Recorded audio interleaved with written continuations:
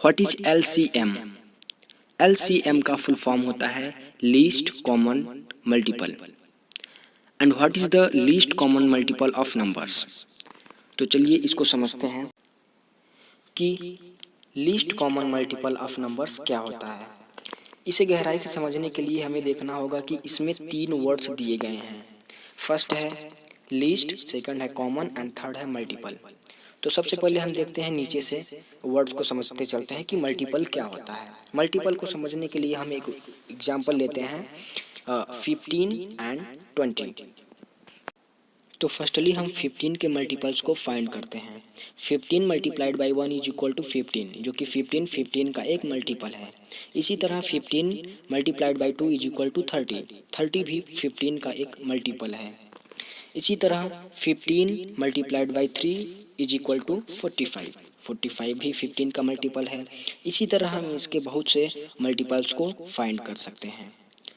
तो चलिए समझने के लिए इसके हम कुछ और मल्टीपल्स को लिख लेते हैं।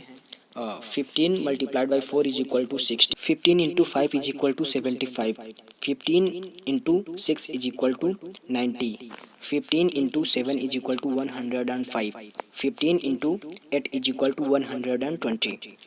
इसी तरह सिमिलरली हम 20 के मल्टीपल्स को भी फाइंड कर सकते हैं। तो चलिए 20 के मल्टीपल्स को भी लिख लेते हैं। तो जो 20 का मल्टीपल्स है वो कुछ इस तरह से है। फर्स्ट है 20, 40 एंड 60 एंड सो ऑन। तो इसी तरह से 20 के मल्टीपल्स को भी लिख लिया जाता है। तो अब हम देखते हैं कि कॉमन मीन्स क्या होता है। जैसा कि हम देख पा रहे हैं कि दोनों मल्टीपल्स में 60 एंड 120 मौजूद है। तो हम कह सकते हैं कि 60 एंड 120 दोनों के मल्टीपल्स में कॉमन नंबर्स हैं। तो इस तरह से हम देखते हैं कि मल्टीपल्स के कॉमन नंबर्स क्या होते हैं। अब हम पहले वर्ड की तरफ चलते हैं जो कि है लिस्ट। अब हम इसे समझने की कोशिश करते हैं कि लिस्ट क्या होता है।